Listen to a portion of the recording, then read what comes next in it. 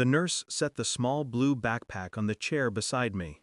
"This was found at the scene," she said softly. I didn't answer. I couldn't. It looked ordinary. Cartoon patches, worn zippers, the faint smell of crayons and dirt.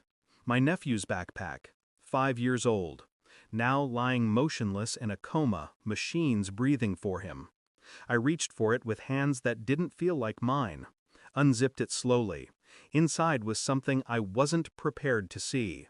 Papers tucked neatly into the front pocket, receipts, a folded envelope, a photograph that did not belong to a child's life, and a handwriting I knew. Not his, not innocent. My stomach turned, but my face remained stone. The nurse had already walked away. I was alone with it. The accident, the silence, the evidence staring back at me.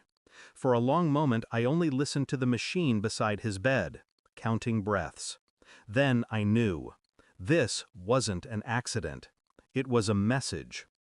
At first, denial tried to shield me.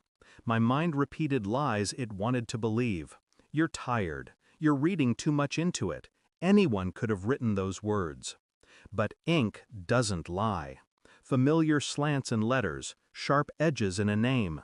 Her name, written beside a man's number. My brother's wife. My nephew's mother. And another man. I felt the betrayal settle in my chest, heavy and cold. The backpack had carried more than toys. It had carried proof. Quiet, damning proof. I thought of the accident, how she'd been strangely calm when she told me.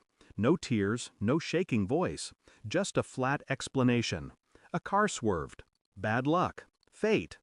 But this wasn't fate. This was arrangement. Carelessness wrapped in deceit. I pressed the photograph between my fingers until my nails bent. It showed them together. Her hand on his arm.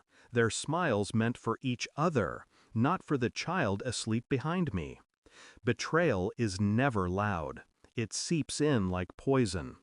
I said nothing to her that night. Instead, I went home, poured a glass of water, and opened my laptop. My hands moved without hesitation. Phone records, bank statements, digital footprints that people believe vanish but never do.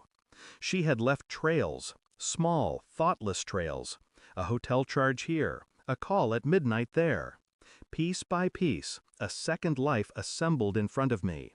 Not just infidelity, financing, quiet transfers that suggested more. Every discovery burned, but I didn't allow myself to feel it fully. Not yet. Emotions are clumsy. Calculations are precise. Days passed. I visited my nephew in the hospital, sat by his bed, pretended normalcy. She sat across from me, sipping coffee, feigning grief. I studied her eyes. They avoided mine too often. I collected everything, stored it in a folder, printed only once, sealed it. Evidence should be physical, undeniable. Each night, lying awake, I rehearsed nothing. I didn't need to. Truth doesn't require rehearsal. The more I uncovered, the calmer I became. The storm inside me cooled into something sharper, a blade waiting to be drawn. The DNA test arrived in a plain envelope. My hand didn't tremble as I opened it. The boy wasn't my brother's son. Silence filled me, vast and unshakable. Betrayal layered upon betrayal, as if the universe wanted to see how much one man could carry. That evening, I set the envelope on the table in front of her. No words, just paper. She picked it up, eyes flicking, lips parting. Color drained from her face. "You knew?" she whispered. I didn't nod, didn't speak, just watched. Her panic grew in the vacuum of my silence. She stammered excuses, denial, then tears.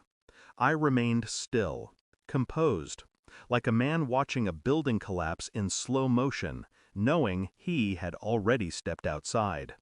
The next morning I met my brother in the hospital corridor.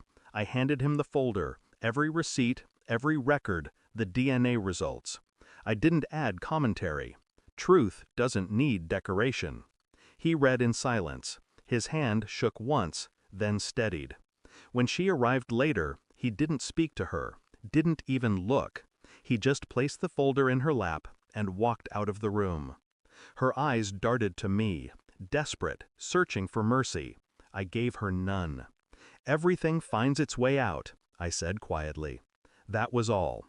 The machines in my nephew's room hummed steadily. His breathing was not his own, but it was still breathing. I thought of innocence, how easily it is shattered by the greed and betrayal of those meant to protect it. I no longer felt anger, only clarity. Betrayal doesn't destroy you when you see it clearly. It transforms you, hardens you, leaves you with the kind of silence that speaks louder than rage ever could. I touched the boy's small hand, cold but alive. He was not to blame. He never would be. As for her, she had already destroyed herself. I had only revealed the ruins. I stood, leaving the room, the weight finally gone. Some truths are too sharp to forgive, and some people are too broken to save. Thanks for watching. Don't forget to like, share, and comment. Subscribe now to Cheating Stories Insight World for more amazing stories.